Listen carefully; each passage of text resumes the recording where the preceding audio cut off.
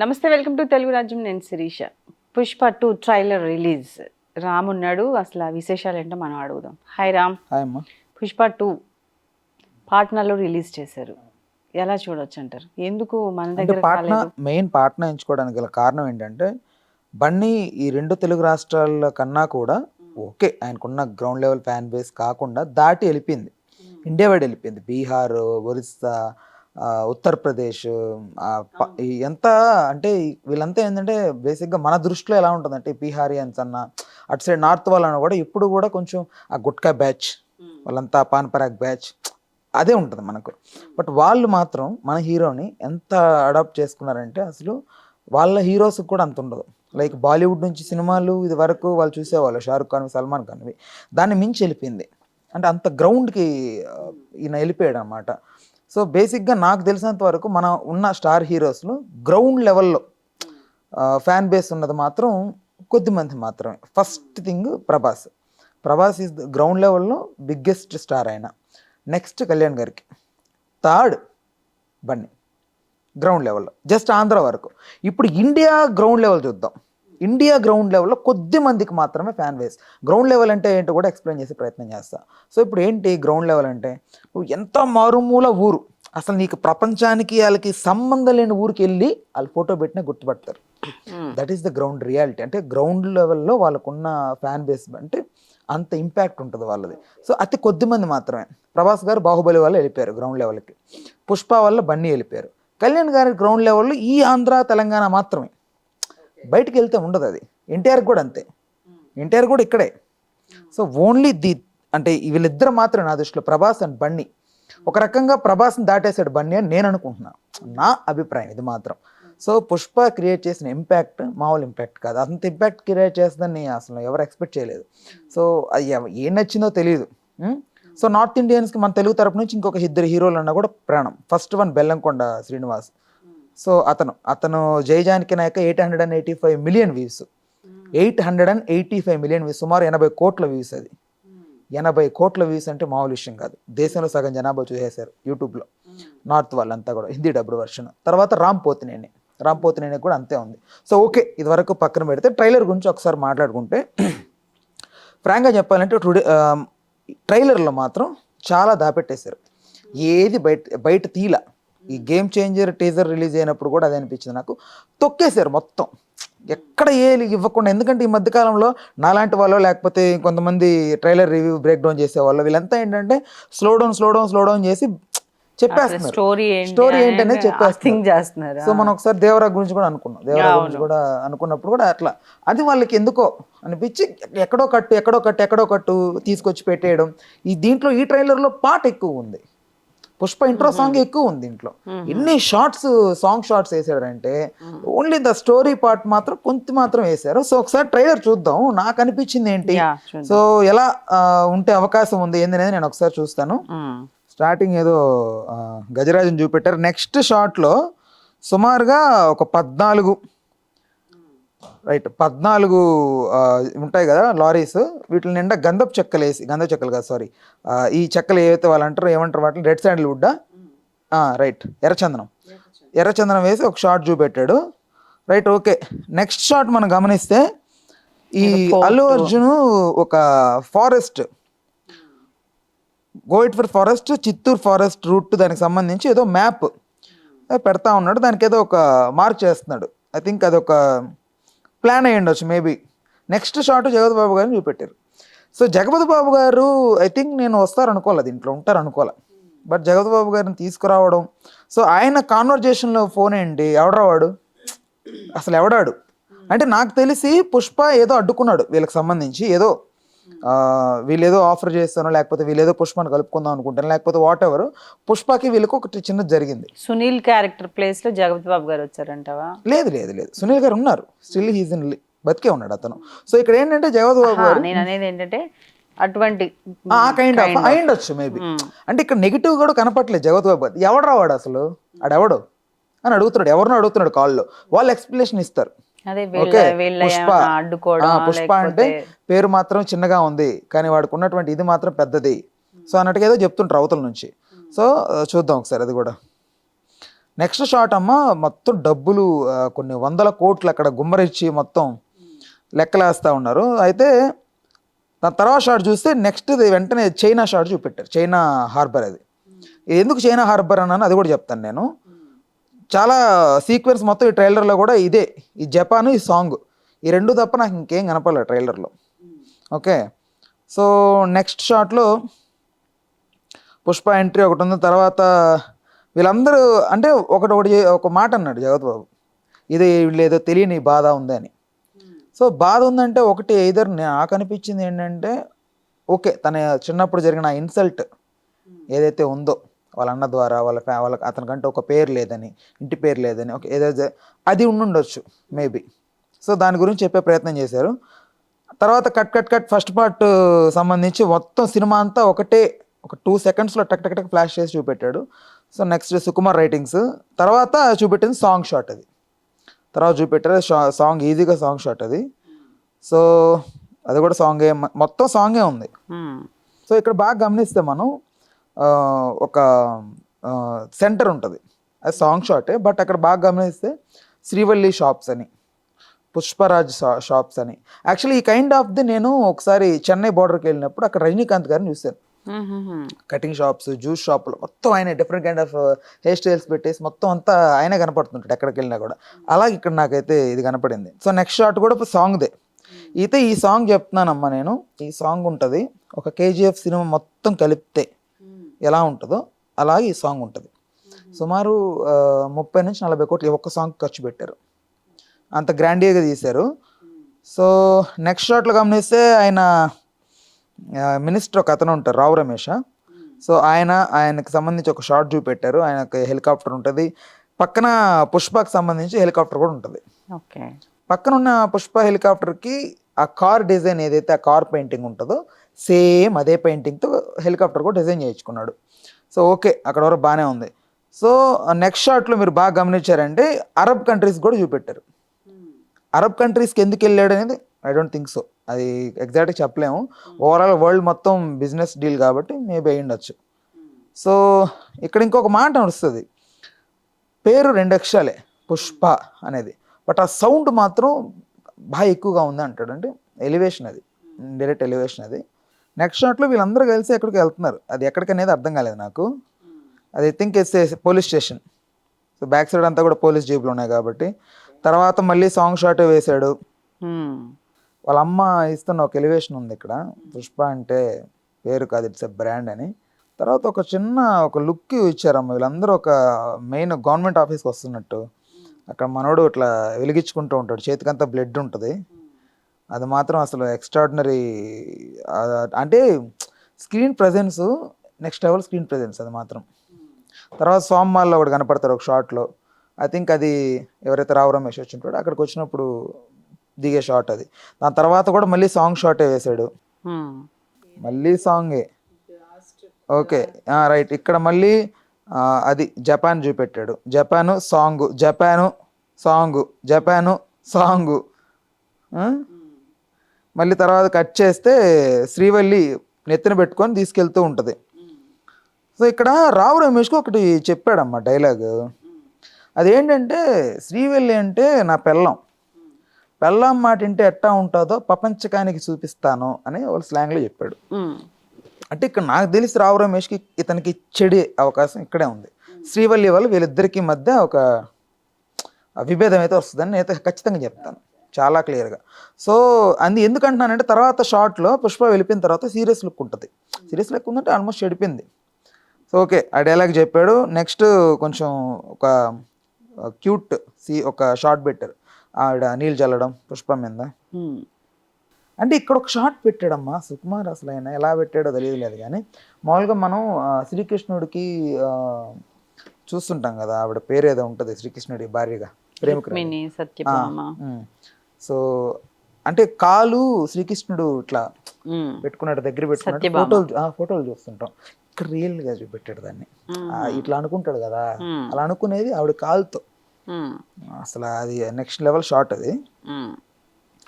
తర్వాత ఓకే జాతర షాట్ చూపెట్టాడు. ఇక్కడ మనం బాగా గమనిస్తే ఒక ఫస్ట్ మొన్న ట్రైలర్ రిలీజ్ అప్పుడు ఒక శర్వాణి లాగా వేసుకొచ్చాడు ఒకటి, ఒక లుక్ గన్నెలా పట్టుకొని ఆ డ్రెస్తో శారీ కట్టుకో ఉన్నాడు. 2 సార్లు శారీ కట్టుకోవడం జరిగింది. ఎందుకు అనేది నాకు అర్థం కాల. ఎందుకు శారీ ఇతను కట్టుకున్నాడా, కట్టించారా? జాతర టైంలో అతనే కట్టుకున్నట్టు అర్థమైంది. అది ఓకే, అది యాక్సెప్ట్. ఈ రెండోసారి శారీ మాత్రం ఏందో అర్థం కాలేదు నాకు.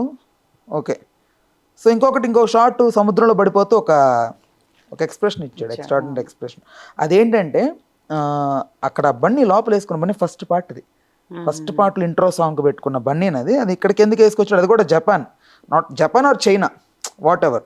అంటే ఇప్పుడు ఇంకోటి చెప్తానమ్మా, శిఖావత్ యాక్చువల్లీ మనకు అట్లా పుష్పాన్ని ఎదిరించాడు కాబట్టి నెగిటివ్ అయ్యాడు తప్ప, శిఖావత్ అనేవాడు విలన్ అయితే ఏం కాదు. అది ఈగోయిస్టిక్ పర్సన్, ఈగో, విపరీతమైన ఈగో. ఎంత ఈగో అంటే పుష్పాలంటే 10 మంది వచ్చినా ఏం చేయలేరు, అంత ఈగోయిస్టిక్ పర్సన్.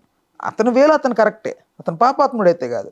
10 మందిని అంటే ఇది చేసి అది చేసి, కాకపోతే కొంచెం గర్వం, కొంచెం ఈగో ఎక్కువ ఉన్న వ్యక్తి. అది మనకు నెగిటివ్ షేడ్లో చూపెట్టాలంటే చూడొచ్చు మనం. అలాంటిది కొన్ని పాజిటివ్ కూడా అయి ఉన్నాయి. ఫస్ట్ పార్ట్ లో ఆయన బట్టలు తీసి ఎండింగ్ చేసి ఈగోయిస్టిక్ పర్సన్. ఇప్పుడు టెంపర్ సినిమా చూసారా? టెంపర్ మూవీ చూసారా? టెంపర్ మూవీలో ప్రకాష్ రాజ్ విలన్ అనుకుంటున్నారు మీరు? విలన్ కాదు ఆయన, వాళ్ళ తమ్ముళ్ళు ఎదవలు. ఓకేనా? ఈ క్యారెక్టర్ మంచి క్యారెక్టరే. ఓకేనా? కాకపోతే వాళ్ళ తమ్ముడిని కాపాడుకునే టైంలో నెగిటివ్ అయ్యాడు అంతే. అలాగే ఇక్కడ కూడా. సో తర్వాత మొత్తం ఆ శిఖావత్ ఎలివేషన్ షాట్స్ ఉన్నాయి, మొత్తం అంతా అందరినీ ఇబ్బంది పెడుతున్నట్టుగా, హింసిస్తున్నట్టుగా ఏదో చూపెట్టాడు. పార్టీ ఉంది పుష్ప అనేది ఒకటి చెప్పాడు డైలాగు. తర్వాత మళ్ళీ జపాన్ అదే అనుకున్నాం కదా, ఆ షార్ట్స్ ఓన్లీ అదే చూపెడుతున్నారు. అదేందో నాకు అర్థం కాలేదు. ఎందుకంత స్ట్రిక్ అంటే ఎందుకంత తొక్కి పెట్టేశారు? ఎందుకు అసలు ఏం చిన్నది కూడా కొంచెం సాటిస్ఫై అయ్యేలాగా ఎందుకు ట్రైలర్ పెట్టలేకపోయారు? దగ్గరికి వచ్చేసింది కదా రిలీజ్, అట్లీస్ట్ రావాలి కదా వెయిట్ చేస్తున్నప్పుడు. సో నెక్స్ట్ రావు రమేష్ గారు ఎర్రచందనాలు పెట్టి మంట చితి పెట్టి ఎవరు చనిపోయారు. ఇక్కడ పాయింట్ ఏంటంటే అందరూ ఏమనుకుంటున్నారంటే శ్రీవల్లి కాకపోతే పుష్ప వాళ్ళ అమ్మ అనుకుంటున్నారు. శ్రీవల్లి పుష్ప వాళ్ళ అమ్మ అయితే చుట్టుపక్కలంతా పొలిటీషియన్స్ ఎందుకు వస్తారు అక్కడికి? ద ఇన్సిడెంట్ ఈస్ బిట్వీన్, అంటే వాళ్ళకైతే అక్కడ పుష్ప ఉండాలి. పెరిగిపోయాడు కదా, రేంజ్ లో పెరిగినప్పుడు పొలిటీషియన్స్ అందరూ 100% పొలిటీషియన్స్ రారు. ఊర్ర మాసులు ఇప్పుడు అలా అనుకుంటే సాంగ్ కూడా పొలిటీషియన్స్ డాన్స్ చేయాలి. పుష్ప సాంగ్ కి పొలిటీషియన్స్ కూడా డాన్స్ చేయాలి కదా, అది కార్యకర్తలు కూడా డాన్స్ చేయాలి కదా. జాతరలో జరిగే పాట ఇక్కడ చనిపోయింది కదా.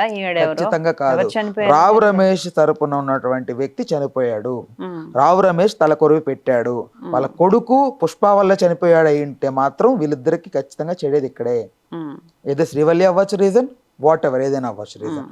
నేను అనుకుంటుంది బలంగా మాత్రం ఇక్కడ ఇదే జరిగింది. ఈ ఎర్రచందనాలతో ఇది చేస్తున్నారంటే ఒకటే అమ్మ రీజను. ఒకటి పుష్ప అన్న తగలబెట్టాలి వాళ్ళని, లేదంటే ఇతనన్న తగలబెట్టాలి. పుష్ప లేడు అక్కడ, అర్థమైందా?